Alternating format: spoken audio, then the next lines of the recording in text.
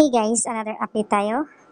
Dito sa post mismo na personal assistant ni Kim Cho na si Juliet Rodriguez. Sa post niya dito sa X. Ayon sa kanya, grabe yun aman polo ng Kim Pao.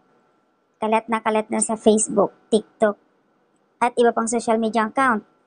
Dapat talaga inaalagaan din ng mga fans ang pribadong buhay ng mga artista like Kim Pao.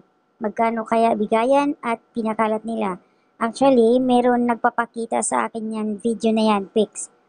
So, di pa nakakauwi yung artista. So, and the bank daw ate, check. Bahala na kayo. Guys, may mga fans talaga na ganyan. Kahit ako, nakita ko naman yan. Pero, respect naman siguro para kay Kimi and Pao. Nakakasad lang na may mga ganyang klase, mga Kim Pao fans.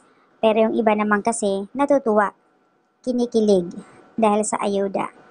Yun naman tanging inaantay kasi ng ibang mga fans na makita ang mga ayudas nila.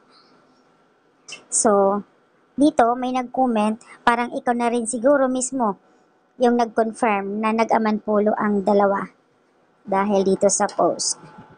But anyways, kaya pala, so totoo pala iyon. Okay na, Ma'am Juliet, kasi mas lalong dumadaming bashers nila sa pagtatago. Ayan, sana nagiging masaya na sila lahat. Manahimik na.